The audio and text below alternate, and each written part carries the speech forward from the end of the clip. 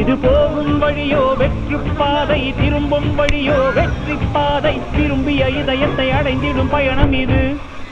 கடல் தாண்டும் பறவைக்கெல்லாம் வழியில் மரங்கள் கிடையாது, ஆனாலும் கண்டம் தாண்டும் சிறகுகள் வலிக்காது.